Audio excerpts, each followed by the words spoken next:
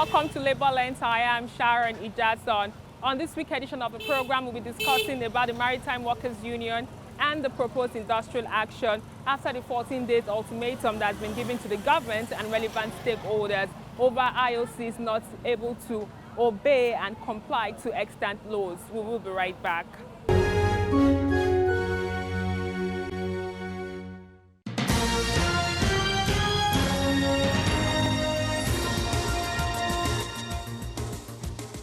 Let's welcome the Honorable Minister. Yet another roundtable discussion to address the grievances of the striking university teachers. Labour and Employment Minister expresses government's shock at ASU's resumed strike, describing it as illegal. While it is hopeful of an amicable resolution of the lecturers' 5-point demands, the union blames the government for the latest industrial action and accuses it of insincerity of purpose. We have apprehended the situation or the issue or the dispute.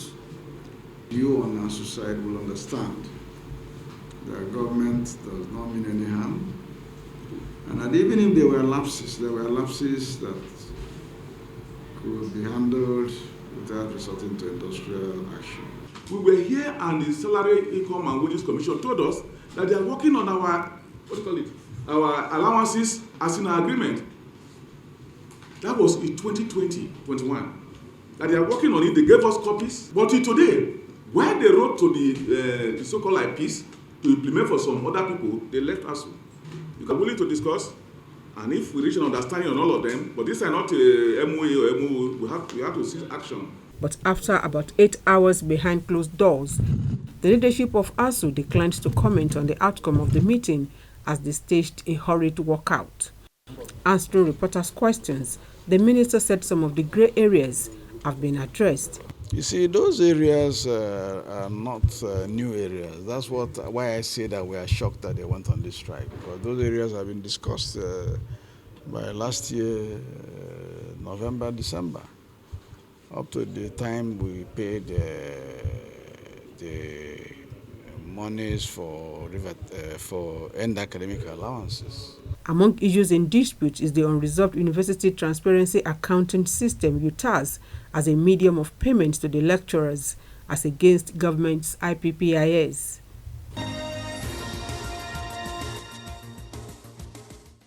Gathered in this hall are representatives of workers in the petroleum and gas sector from the Port Harcourt zone.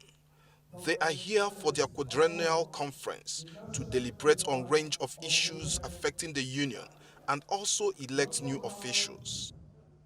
While expressing worry over casualization of staff by key industry players, the union called on government to develop a regulatory framework which will enable friendly environment for workers. The most challenging moment is ahead of us.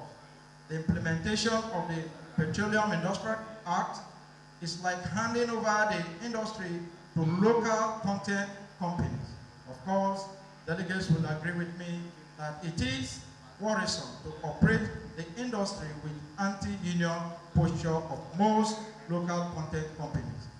How can we develop the industry where some management has refused to respect the fundamental rights and privileges of workers? So we continue to resist such management and also continue to progressively encourage management that have adopted 21st century industrial relation practices on decent work in order to develop the policy that are workers friendly. Nupeng new leadership in the zone believes the union will be repositioned to address the challenges confronting both the formal and the informal sectors for effective service delivery. I want to salute our informal sector for their efforts in the distribution of petroleum products across the nation, despite the deplorable state of all our roads and insecurity. We therefore call on government at all levels to ensure that the roads are fixed without further delay. We want to say that the election is fair and the election was conducted in line with the constitution of Nupeng. The union says the passage of the Petroleum Industry Act was a major breakthrough in the oil and gas sector, but advised government to follow due process in award of contracts to avoid industry players who only have intention to enslave workers. We have unemployment everywhere. Then the government is losing because of the under declaration of what they export. We are looking for money to develop this country. And that oil company that drill oil from our soil, they export it. They know what they export. Whatever they declare, they declare. So we are losing. And that is why we give this 14 days ultimatum. And if they fail, we are going to shut down the whole operation in the nation's seaport. The Maritime Workers Union of Nigeria as an industrial union, we are not happy. We are not happy that laws and the instruction of federal government to these international oil companies are being flouted with impunity. A situation where the Right Honorable Chibuike Amechi, His Excellency, the Minister of Transport, gives directive to these international oil companies to allow stevedots to perform their rightful duty has been denied just because some of them are multi-purpose companies and they feel that they may have one or two connections here and there. Sharon, this thing poses a lot of risk to this country. People are talking about economy. Yes, economy is one of it, but have you looked at this security implication? A situation where you have something and none of your person is there. Nobody knows what comes in. No, under declaration, yes, but the security of this country should be paramount. And so if the dock workers are there, there should be monitoring. There should be accountability. Before we now look at other economic disadvantages that may occur if these people do not allow the stevedots to come in. So there are a lot that is going on. We are not really happy. This thing has been around for a period of 6 years or thereabout, and actions has been going on as a responsible union. We believe that it is not about strike, it's not about crisis, but we want attention to be drawn. We want federal government to see from the perspective where we are coming from, that look, we need to have our people there so that you will be having, in a situation where there are informations, there will be variance in information, even as it regards the activities that is going on there. And so we are not happy. It's like the federal government is not seeing it from our perspective, and that is painful. But I thank God that now they are seeing it from their witness, the Honorable Transport Minister, to give instruction that was flouted. And so we are saying if they can go to this extent of disobeying the law and directive of Honorable Transport Minister, then where are we? Where is the country? What is the security? What is the assurance? So it means that there is something going on there that somebody, somewhere, need to tell Nigerians.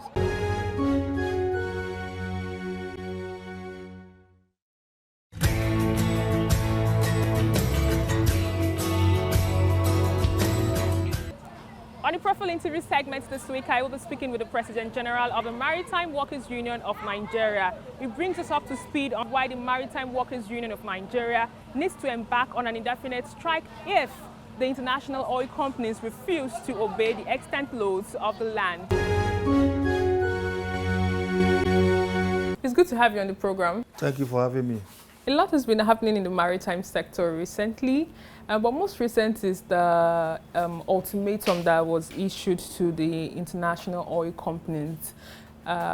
So far, it's past almost past the expiration of the ultimatum given to the IOCs. What has been the response so far? Well, I want to thank you for having me on your program, and at the same time, I want to say Happy New Year to you. We've not met this year. It's unfortunate that the IOC are trying to play on the intelligence of Nigeria government, where this impunity that they are trying to establish is now the order of the day against the law of this great country. And it's unfortunate that this matter has been lingering on for so long, almost 4 or 5 years now. We've been on this issue of IOCs, not allow the stevedoring contractor appointed by Nigeria Port Authority in line with the law. In line with the law. So we've been managing this crisis for so long, while the Nigeria Port Authority, some respected stakeholders will always call us and appeal to us that yes, everything is going to be all right. But we found out that the attitude of those IOCs is nothing to write home about. Why are they not allowed the stevedoring contractor to come into their terminal to work if they didn't have an hidden agenda against the stevedoring contractors? What stopped them not to allow them to work? It's by law. The NIMASA, who happen to be a regulating agent, sent a marine notice to all the IOCs for compliance. As I'm talking to you, only few of them can say that are complying, while others are still adamant. It's like I enjoy this impunity in this country. What we cannot do in their own country, they are doing it to us here. And if the Honorable Minister of Transport, respected Honorable Minister of Transport, can give an ultimatum for compliance, as I'm talking to you, for the past 2 or 3 months, they did not. They did not. So the Central Working Committee of Maritime Workers of Nigeria, we don't have any option than to tell the whole world that this impunity being enjoyed by the IOC is enough. So far, if registered dock workers cannot be allowed to operate in this space, can you estimate the amount of jobs that could have been lost because of this development? You know why I said why they don't want the stevedoring contractors to come in if they didn't have hidden agenda? They are declaring or the declaration of tonnage that is affecting Nigeria revenue. We don't even know how much oil they are lifting. But if we have stevedoring contractors appointed by NPA, all this secret will leak out. Then the revenue for this great country will be known.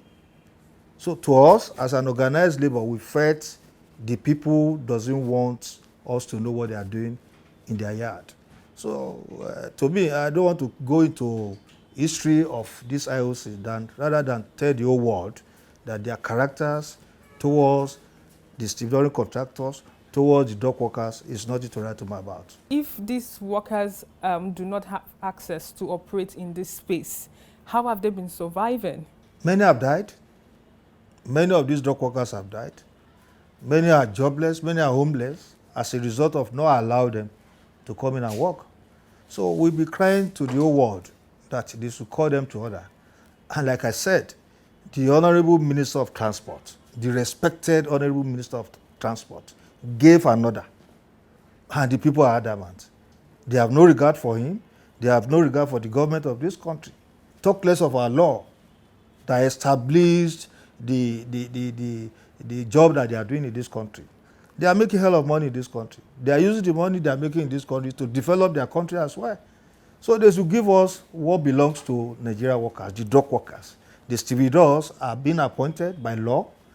They have every right to work in their terminals in line with the act that established the job. So we felt we have been not being recognized, and they believe they can go away with it. So the impunity is enough. So are you saying that maritime workers' unions do not have members that work in this space? We have. We have them. Majority of people that are working in OIF, they all are members. And what has been the welfare package? Has there been any complaint at that end? We don't have any complaint. What is important is that this will allow those the stevedores that engage the dock workers, registered bona fide dock workers, this will allow them to enter their terminal. If they didn't have any hidden agenda, what is stopping them not to allow us to come in? And you're not sure of the certain amount of people that have been affected with this? No, I don't want to come out with figure. What we're after is to allow the stevedores, the stevedoring contractors engaged by Nigeria Port Authority to go in and work. If they are there, we'll be able to know the number of the dock workers we're talking about. Okay, generally, how would you rate the performance of the international oil companies in the maritime sector when it comes to unionism and also contract of appointment? Do we have more of casual workers or permanent staff in this space? What has been your observation? What they are doing in the IOC is as a result of mostly what part of their job is outsourcing. It's hire and fire. Outsourcing is allowed But the way they're doing it, if you go in deep and see some of the oil companies, the way they treated their members, their workers, it's nothing to write home about. The condition of service is zero. They employ you 6 months. After 6 months, they ask you to go. So compare with the average dock workers that are working in the ports. So which will allow me, I'm still emphasizing, my sister, I'm still emphasizing that the need for them to allow the stevedoring contractors who will be able to manage the resources of this great country, the resources of the dock workers that have been registered by NIMASA, this will allow them to go in and work so that we'll be able to know what is going on in that place. Why do you shut your door against me if you don't have a skeleton in your cupboard? They are trying to shut their doors against Nigerians, against all of us. So they should open their door for us to come in and know what they are doing. It's our job. All the dock workers are professionals. We have riggers, we have lasers men, we have tally clerks, we have bus security men. They are professionals. They are skilled workers. Then why are you denying them not to come in? If you are not under court, so charging against the responsible dock workers in Nigerians and trying to play on the intelligence of Nigeria government. Now that you've threatened an indefinite strike, the 14 days ultimatum is about to expire and there's been no positive engagement. What would be the fate of the Nigerian port if necessary stakeholders do not do the needful? Well, as a responsible union who have the love of this great country in our hearts, we just don't do anything anyhow. We weigh options. And if you don't weigh these options, we will not come out in this direction. Nigeria first, before another thing. We know if they did not call us for proper meeting, and if this strike commences, we know the type of damages that is going to happen. Revenue of this great country, either in dollars or in naira, so many people will lose so many revenue. So we felt the Central Working Committee of Maritime Workers Union of Nigeria have taken a very good decision by saying, okay, let's tell the whole world why this strike need to embark on. So if they call us for a proper meeting, we are responsible people. We come there, we will listen to them. We would like to know what they want to tell us. What is important is that we need a very solid statement from the government, compiling them, giving them another, that they should allow the stevedores and the dock workers to go in and do their job. Most recently, the Maritime Workers Union partnered with NATO.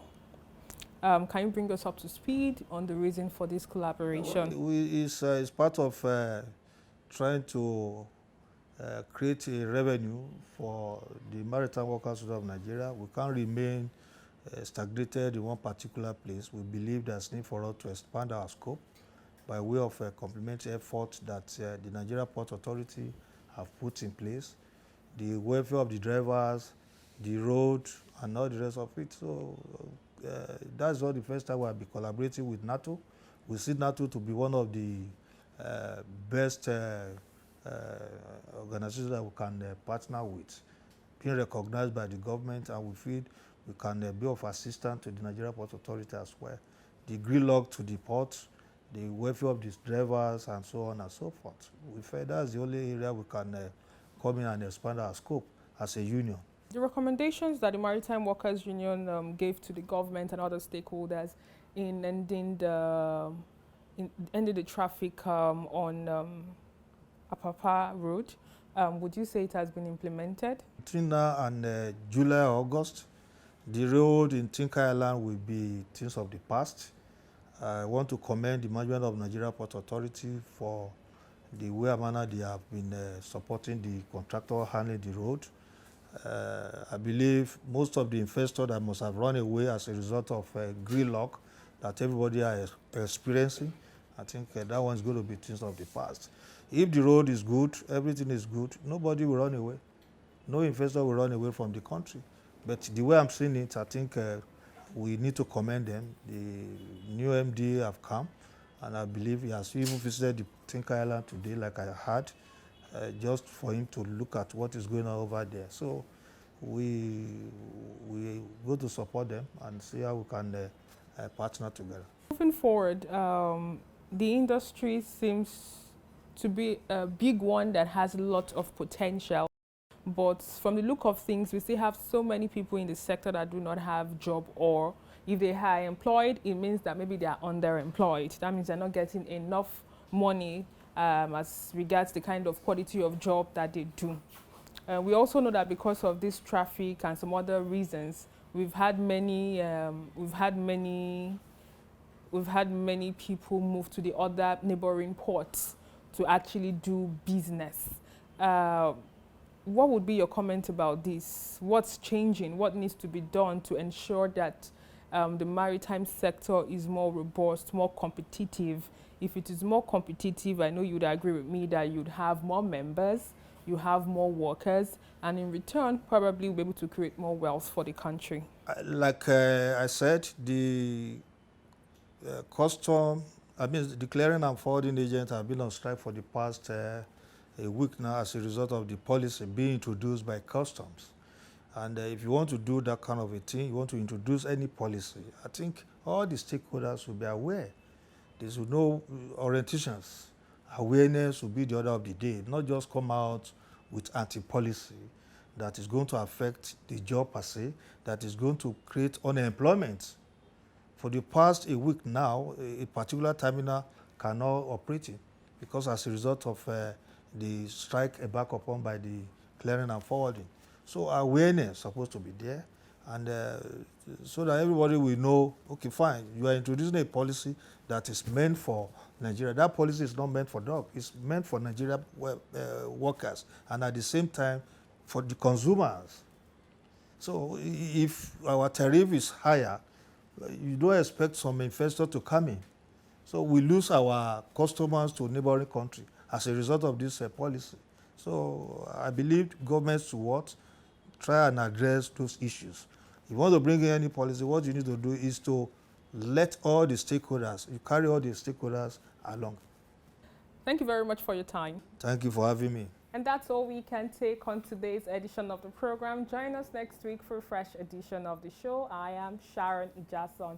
Thanks for watching, and remember that labor creates wealth.